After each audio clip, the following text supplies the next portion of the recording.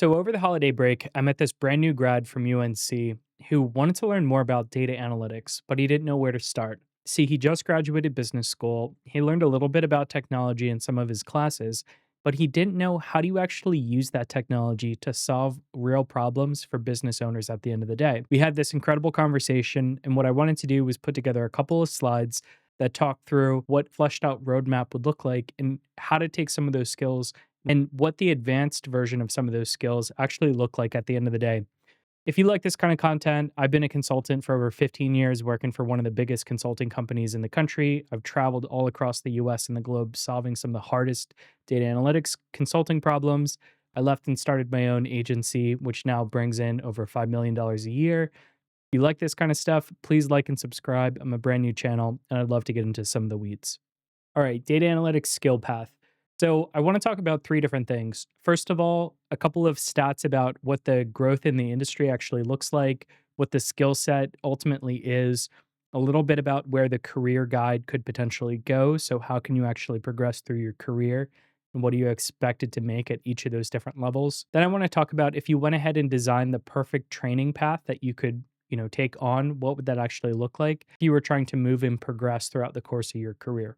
So, first things first, why listen to me? My name is Tommy Hunter. I've spent the last 15 years working in Big Four consulting. I traveled all across the US and the globe solving some of the hardest data analytics consulting problems for some of the largest publicly traded companies in the United States. While I was there, I helped build out an analytics education program, which supported about 6,000 consultants, which went under my training to help build and develop their analytics training skills. I left, started a $5 million agency just focused on data analytics skill sets.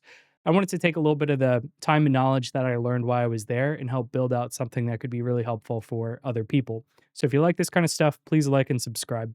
There was a really interesting report that came from the World Economic Forum, and they looked at what the fastest growing jobs are going to be by 2030. And one of the things that they found is they identified that data analysts and data scientists, which I have highlighted here around 11, um, was identified as one of the fastest growing jobs in the world. And the reason is because there are tons and tons of companies that have too much information that they can't bear to process independently on their own. And they need all of these individuals to help pull data out of their ERP systems, out of their spreadsheets, out of manual processes that they do on a regular basis, and help them actually analyze and do something in software that helps them speed up those processes, reduce their costs, and try to help improve the company's revenues. One of the things that really stood out to me here when I read this report is that beyond just data analysts and data scientists, there are all these other data related jobs that all have similar skill sets as number 11. So if we look at number one, big data specialists, AI and machine learning specialists, data warehousing, data analysts, all these jobs use some form of SQL and programming and maybe a couple of other pieces of software in there to try to help businesses accelerate that learning curve and solve really complicated operations problems internally. All these jobs looped together mean that the next 10, 15 years for data and technology related resources is going to be incredibly fruitful. These are great jobs with excellent salaries, with work from home potential, and lots of opportunity for upward mobility. If you haven't seen this slide before, I think most people that come into the industry, they have to start at some kind of junior analyst or data analyst entry level position. You might be working with spreadsheets, you might be working with trying to change those spreadsheets into automated processes. But really, what you're driving to is you're developing technical skills for how to use technology within the company to solve specific problems. As you start to develop those technical skills, all these other branches open up for where you could potentially, move in later in your career. You might want to get into analytics consulting. Not every company can afford to have somebody that just sits around and does analytics all day. There are lots of little niches and specialties that you might focus on where you could be focused on just a specific enterprise system. Your path could branch a couple of different ways. If you want to build more infrastructure and help build out things like Amazon Web Services, work on Azure, work on Google Cloud, you might try to become a data engineer. All of these careers have lots of different levels for how they can progress and move up and make more. The job potential here is actually great. One of the things that holds people back in the industry is there's this fear of the unknown. There's lots and lots of different technologies, that different companies use and they cobble together to create their tech stacks.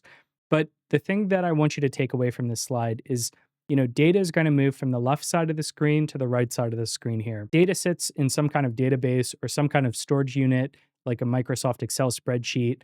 And then users might act with it and do some kind of transformation, do some type of automation to update, adjust, change, create processes, schedule that data in order to get updated into something else. And then at the end of the day, there's some end user that consumes it, and that might be in some kind of visualization or business intelligence tool. But at the end of the day, you have to realize that raw data sits somewhere, some kind of transformation happens to it, and it gets pushed out the other side. All these boxes and all of these tools are not necessarily important for you to know every single one to the nth degree. A lot of these things are very similar. So, for example, in the data storage and input side, Postgres, Databricks, Microsoft Access, these are all types of tools that data sits in and gets stored. But data ultimately has to go somewhere, and there's always things that interact with that data.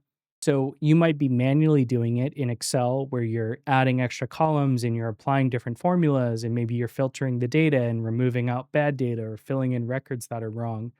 Or you could use software to do that. There are lots of analysts I know who used kind of simplified tools like N8N or Alteryx or R, or even Python, where they're taking that data and manipulating it. So, for example, you have customer data, and you want to match it up to credit histories and credit scores, and then you want to report on what those credit histories and credit scores would look like in a visualization file. That may not necessarily all sit in the same Excel file. You might have to cobble together a bunch of sources in order to get that to work at the end of the day. And then finally, what I like to call the front end applications. If you have all this data that's sitting in your back end, maybe you have lots of different product information.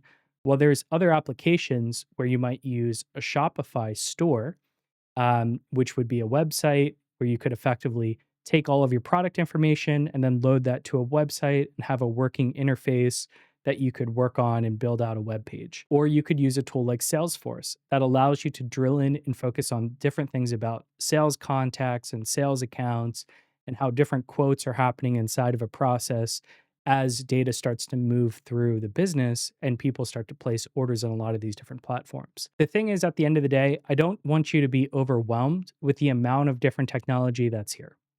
It's all about kind of understanding some of these high level ideas, getting really good at a couple of these different areas, and then chaining together and building your own projects in order to get this to work. So, going back to that UNC grad, what would I actually do to help develop an analyst roadmap for them? Well, I would try to focus on data foundations. Take a very common tool like Microsoft Excel that lots of companies use, get really good with just trying to understand how do you add columns, subtract columns, copy paste data, get good with with formulas and functions, understand how to filter data down, do pivot tables, just get used to all the different types of transformation that you can do with these tools. Then I would level up and try to learn some low code automation tools. There's lots of really great drag and drop tools that mimic super complicated logic that you can build and solve some really challenging problems for on the fly. Get good with how you can drag them on different canvases, adjust how that code transforms that data at the end of the day, and just understand the process of how to go from doing things manually to starting to automate your work. Then I would go for the next big daddy. Your big daddy is going to be to learn SQL. SQL is going to help you take all of those different drag and drop modules that you were putting onto a canvas and help expand that into something where you're going to be able to apply that to databases in a programmatic and code based format. SQL is one of the most used languages across companies as they're working with data. Getting this skill and really mastering it is going to be super helpful for your career. And then what I would do is once you're used to doing all these complex combinations with data in SQL, start to figure out how to use a visualization tool where you can actually take that information and start building that into reports and different dashboards. Once you feel comfortable with that, try to expand your skills and go for something like advanced analytics and machine learning. Try to use Python to help build and create some complex models. Try to use it to try to understand and describe your data see different attributes that might be pulled out of that process that could be really helpful for you.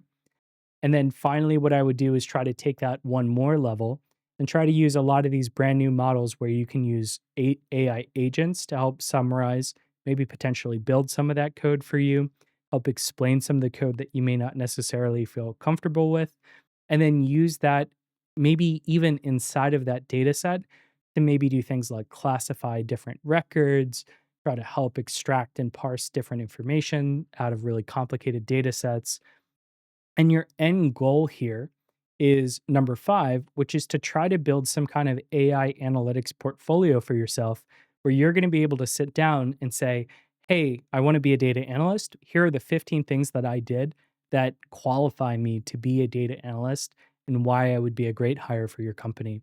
I think that's what you're ultimately driving to at the end of the day. But all of these things, they take time in order to adjust and go through that process. All right, hold up, hold up. We're kind of in the middle of the video, but if you haven't had a chance, definitely like and subscribe and add a comment.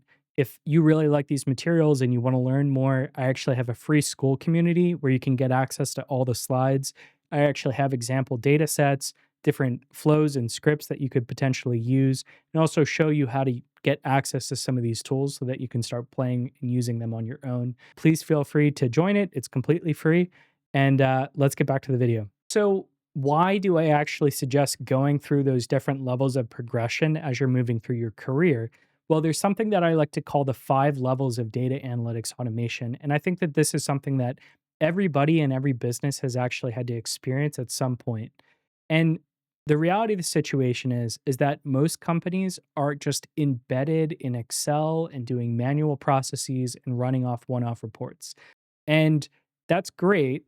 But if you think about some kind of repetitive process where maybe you have to create a report, 12 times a year, once during every month, it takes you 5 hours to do. Well, that's 60 hours of time that you're spending doing the same exact task. So, if you're able to get really good at programming or you're able to get really good at Excel, you can take those processes and you can just build a script with those 5 hours that you used to build it initially. And then the next time you have to run it a month from now, you just run that script. And maybe it'll take a couple of minutes for it to run and process, but you basically just took out 5 hours of time that you were wasting as part of your life. And then when you start to identify all of these other little processes that are similar, you might end up with a whole portfolio or a whole job worth of programming tasks that you no longer have to manually sit there and execute on. You can just run a piece of code, it executes in the background, and you just check the work and make sure that it's good, and you get all your time back. But as you move up these levels, right, you might focus on building out, specialized macros or business intelligence tools or notebooks where you're able to try to extract out whatever logic you're trying to run in that process. But your end goal is to try to build a fully automated process that can just execute that in the background and you review it and just handle any exceptions when they pop up. Eventually, when you get into levels 4 and 5 of these stages of automation, you might be able to help use AI to help correct some of those different errors that pop up in the process.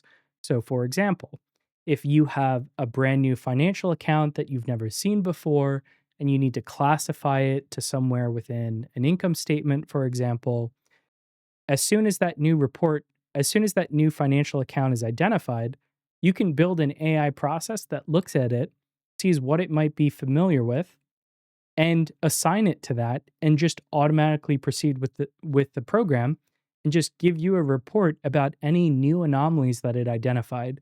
And your end goal is that you can have this fully automated process that just helps do your work for you and you just manage it from above. And that frees you up to do more complicated and more interesting stuff. Going back to that toolkit that we were talking about, if we had to build the perfect data analytics with AI toolkit, you might want to look at something like doing spreadsheets plus low code. There's lots of these different tools that are out there. I would say start with Excel, add on different tools, maybe try Alteryx if your company has it, try N8N, try Talend, which is a free and open source tool. N8N is also free and open source. When you go to learn databases and your SQL skills, I would go try to learn, Postgres, learn Databricks, learn Snowflake, learn Microsoft Access if you have availability to any of these tools. What you're going to find is that some of these actually carry on. You're actually able to take the learnings from one tool and it might apply to multiple areas. Databricks is one of these tools that we're going to see pops up a couple of times here. In the data transformation and analysis section, you might be able to use Python or R or Snowflake. In the visualization column, you might see pushing things into Tableau or a Power BI. Power BI is a really nice, cheap option if you don't have access to a lot of these tools from your company. You can always go back to Databricks, and Databricks has dashboards embedded inside of it, or potentially use Snowflake. What you're going to realize is that all of these things are actually chained together. When you build dashboards, for example, in Databricks, you're basically creating little SQL scripts to go out and go get data from your database and then populate that in a visual way for someone to interact with. And then finally, to try to tie a lot of this AI and app development together, there are tools that allow you to kind of go into a database, it will learn all the context about what's happening in that database. You can ask a question to it like, give me the last 3 months of sales for a specific product category for a specific region, and it will do its best to write its own SQL code and bring that in response in return. Or you can use other prompting tools to kind of go to Cursor or Claude Code or Lovable and ask it to build a custom UI or a custom app that you can interact with and use in your own day to day life. And these are all going to be considered internal apps. There's different levels of functionalities for a lot of these different tools. But if you get good with a couple of them, you can build a really impressive portfolio very quickly. And every time you build this stuff, you're going to learn and develop critically important data analytics skills. All right, guys. So that kind of brings me to the end of my spiel for how you can actually acquire and build and develop those skills and in what order I would try to go tackle it. Again, start with some Excel, go develop some low code foundations if you're not comfortable diving into SQL or Python. Then I would try to actually go master databases and SQL, go learn some visualization tools. Then I would try to do Python, build out your analytics, build out machine learning and some data science related skills, some programming with the databases. Then I would go after doing some AI automation, work some AI agents into your workflow, and then finally try to package all of that up as a full, complete portfolio that you could apply to a large company with. Again, if this is something that you're ready to level up and do, please join our free school community. We've got all the course materials over there. We've got some basic courses to kind of get you set up and get you started. We've got access to databases and interesting projects and things that you're going to be able to learn. It's incredibly, incredibly impactful. And of course, it's all free. So please feel free to join. I'd love to see you over there. Thanks again.